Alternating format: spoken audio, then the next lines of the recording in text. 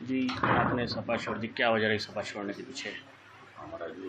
मैं तो कल ही से इस बात को बता रहा हूँ कि समाजवादी पार्टी जिसको मैंने अपने खून पसीने से सींचा, लोक बंधु राज नारायण, छोटे लोहिया जनेश्वर मिश्रा आदरणीय नेताजी के सानिध्य में संघर्ष किया, पसीना बहाया, लाठी खाया, झेल गया और नीतियों सिद्धांतों पर कार्यक्रम किया। न जात, न धर्म, न मजहब, एक वसूल था कि जो डॉक्टर राम मनोहर लोहिया का सिद्धांत है कि गरीब के साथ खड़े रहना चाहिए, उसमें मैंने अपने आप को खपाने का काम किया। लेकिन आप देख रहे हैं कि माननीय नेताजी के कमज़ोर होने के बाद जिस तरह से माननीय नेताजी को अपमानित किया गया, उस लड़ाई में मैं नेताजी के बगल में उनके बेटा की तरह खड़ा रहा और कुछ लोग हिस्सेदार की तरह उनके बगल में खड़ा रहे। मैं इसका लगातार विरोध करता रहा कि नेताजी को अपमानित करना भारी पड़ेगा समाजवादी पार्टी को। नेताजी ने खून के आंसू बहाने का काम किया था जब उनको अध्यक्ष के पद से हटाया गया था। जबरदस्ती सम्मेलन करके माननीय अखिलेश यादव जी अध्यक्ष बन गए थे। यह घाव अखिलेश जी के मन में होगा।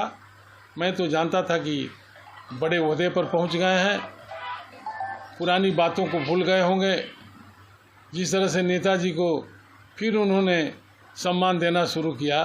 हम कार्यकर्ताओं को भी अगर गलती ही हुई होगी तो उसको आगे बढ़ कर के ठीक करने का काम करेंगे। लेकिन माननीय अखिलेश जी ने ऐसा कोई प्रस्तुति नहीं हमारे सामने प्रदर्शित किया कि वह उन बातों को भूल गए हैं, बल्कि लोगों से बताते रहते थे कि नारद राय, ओम प्रकाश सिंह, बलराम यादव, इन्हीं लोगों ने हमारे और नेताजी के बीच में दूरी बनाई।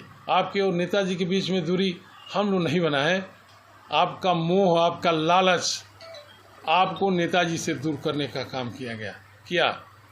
ऐसी स्थिति में आपने देखा कि 22 में हमको टिकट दिया अखिलेश जी ने और चुनाव न जीतूं इसका इंतज़ाम कर दिया। लोग कहते थे नेताजी के दबाव में टिकट मिला है। मैं कहता था ऐसा नहीं है, हमारे अखिलेश जी से बात हो चुकी है। लेकिन वो साबित तब हो गया जब माननीय अखिलेश यादव जी हमारे विधानसभा में प्रचार में नहीं आए। आप सब लोगों ने उस समय भी सवाल किया था। मैं हंस के उसको टालने का काम किया था कि मन बहुत दुखी था। इतना ही नहीं किया, जो बेईमान सपा का झंडा लगा करके भाजपा का रुपया बांट रहे थे, उनका भी नाम मैंने बताया।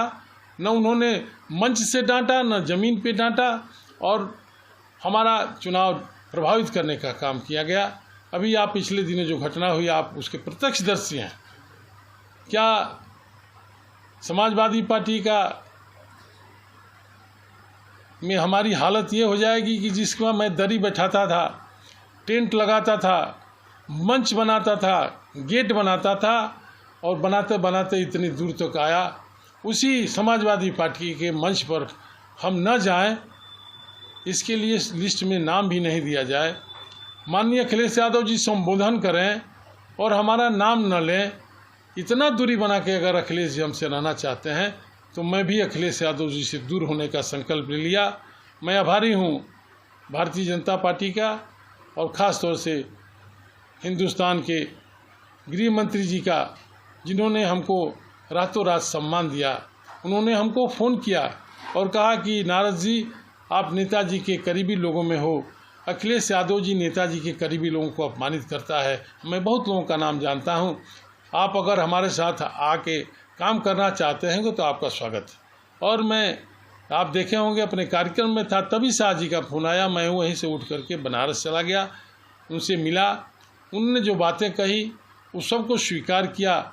और फिर मैं कहना चाहता हूं कि मजबूती से, समय कम है और काम ज़्यादा है, करूंगा। भारतीय जनता पार्टी के उम्मीदवार बलिया से नीरज शेखर जी को, ओम प्रकाश राजभर जी को, रविंदर कुशवाहा जी को, पारसनाथ राय जी को, जहां तक हमारी क्षमता होगी 3 दिन में दौड़ूंगा और भारतीय जनता पार्टी के उम्मीदवार को विजयी बनाऊंगा।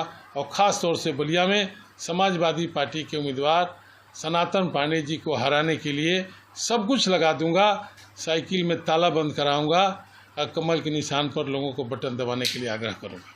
भाजपा ज्वाइन कर लिया आपने? अब आप बताइए, जब मैं शाह जी से मिल लिया तो उसके बाद अब ज्वाइन का यह सवाल ठीक नहीं लग रहा है। अब मैं कहाँ जाऊँ?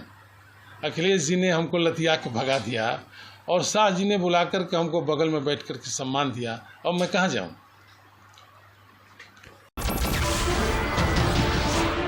नमस्कार, मैं हूं मानक गुप्ता। अगर आपको हमारा ये वीडियो पसंद आया हो तो इसे लाइक और शेयर जरूर करें और हाँ, हमें सब्सक्राइब और फॉलो करना ना भूलें ताकि आप देश और दुनिया की कोई खबर मिस ना करें। तो जुड़े रहिए हमारे साथ और देखते रहिए News 24।